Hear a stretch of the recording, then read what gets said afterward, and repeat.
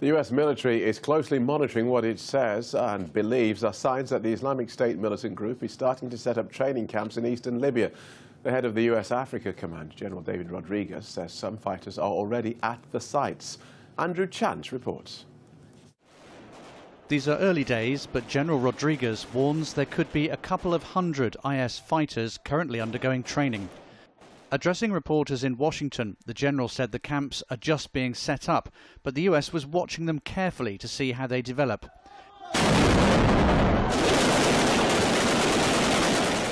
Libya has been in turmoil since Muammar Gaddafi was overthrown in 2011, with various tribes, militias and political factions fighting for power. Several Islamist groups are competing for power in the east of the country, with some militants recently declaring allegiance to Islamic State, and all three of Libya's biggest cities, Tripoli, Benghazi and Misrata, are under the control of militants, while the almost powerless UN-recognised government sits in a beachside hotel near the Egyptian border. The US has been leading an international coalition conducting airstrikes against IS in Iraq and Syria in recent months. If the training camps in Libya expand and become better organised, there's every chance that coalition jets will target them. Andrew Chant, Arise News. Let's take a look at the wider issues with William Morris. He's the Secretary-General of the Next Century Foundation. He's worked in journalism and publishing. He's an expert on Arab affairs. Welcome to Arise News. Welcome to the Africa Wrap.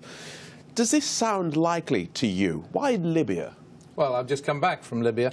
I mean, Libya has two prime ministers, two governments, but one is a very small rump government in Tobruk, which is run by, generally under the hand of General Haftar, and the other is the government that holds Tripolitania, the area around, well, really Tripoli itself, and that whole swathe of land is held by another government, which is kind of stabilizing things.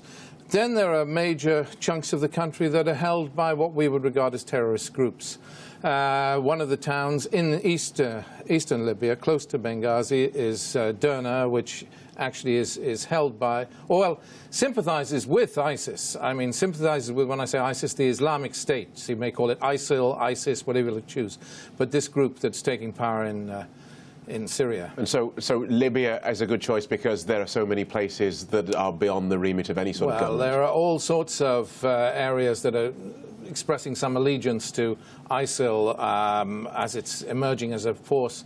It's become the cause célèbre, hasn't it? For, I mean, even Boko Haram is calling for Islamic State of kinds, and ultimately there is some sympathy for them there. These groups are extreme.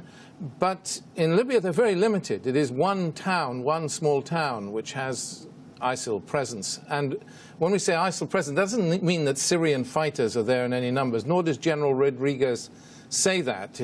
What he's saying is that there are ISIL training camps. He's not implying that people are flying in from Syria or Iraq in vast numbers to train in Libya, but that there are training camps where Libyans are training who are sympathetic to... Right.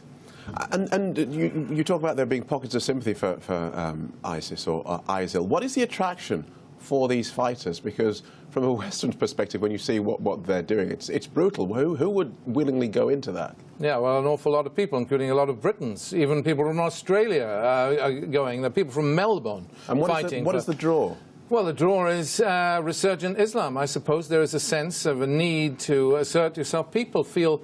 There's also actually a rejection of materialism and a sense of people not being part of the nation which they've adopted.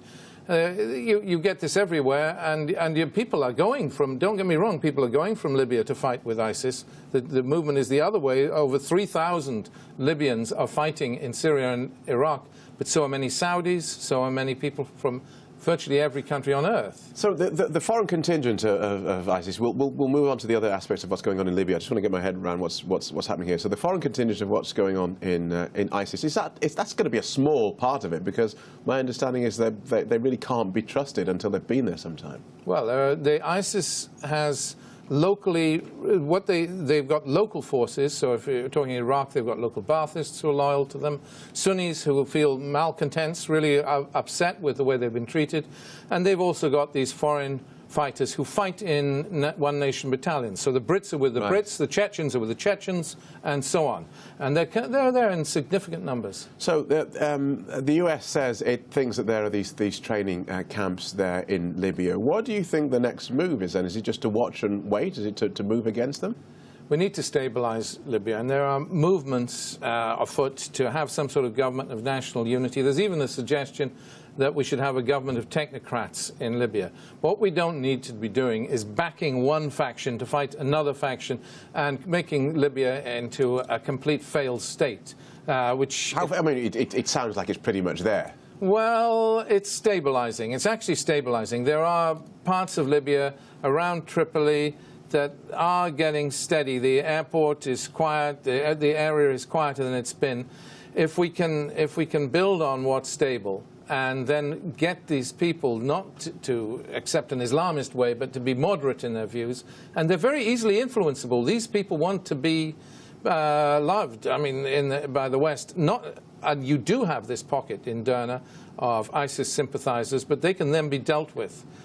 So, first, stabilize the country, give the people something, give the people jobs and an economy and a life like the rest of it. Absolutely. And then go after the terrorists. But is that a practical solution? It's very practical. I was in Libya. I've just come back from Libya. And you can drive around much of Western Libya and feel completely safe. It is completely safe, completely stable. And then you get these violent war zones. Benghazi is a war zone. It's a war zone where people who are pro-Gaddafi are fighting. People who are pro-revolution are fighting people who are Islamist. It's a chaos. You have all these This is a nation-building exercise. This is decades ahead. This is decades of work. Well, yes. One of the things we did in Libya was to just go in and leave. But then, what can you do? Perhaps we should have never started. If you're going to go in, you have to then do something to stabilize the country and not leave it in a mess. So looking at the jigsaw of Islamic insurgency across Africa and the Middle East, I mean, looking at what's happening now in Libya, do we look at that in isolation, or should we look at that across Libya, the piece? you have to look at the whole situation. And if you really want an honest opinion, then the present policy with regard to ISIS is wrong. The present policy, which is to bomb from the air from 5,000 feet and wipe out what you can wipe out and then allow local forces to retake, is just not adequate. You have to deal with the Sunni grievance in places like Iraq and Syria. And there's genuine resentment that they are disempowered, that they're feeling marginalized, that they're feeling hated and despised. There are de-Baathification laws which target the Sunni community. And they have grudges, and unless you deal with that, and you can deal with that, unless you deal with that, you're not going to stop the spread of ISIS. ISIS has an agenda, and Libya is one of its target countries, but it is a very small. We're talking about a couple of hundred people who are of ISIS, genuine, strong ISIS sympathies, who are real fighters in Libya. They can be dealt with if they're nipped in the bud now. So, well, where is the problem then? Given that you say it is so clear that the present military campaign is pointless and useless. Well, it's not. It's pointless because you're just bombing. If you're just bombing, what are you doing? You're just causing more resentment.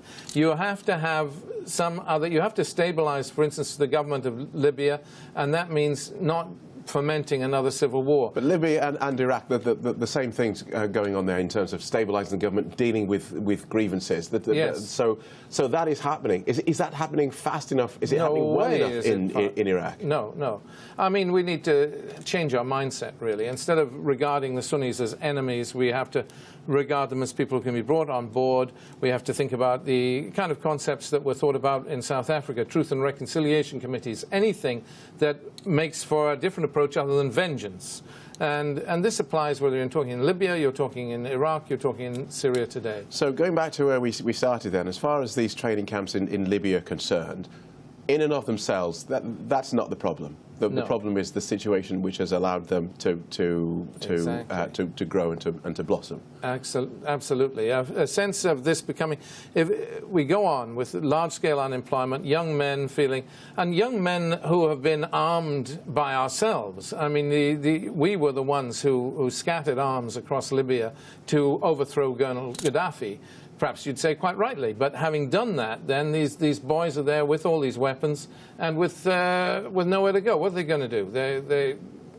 It's dangerous situation. So who is selling that message then? This message that you're talking about, this idea of building nations and helping them to help themselves. Who is selling that message in the international community?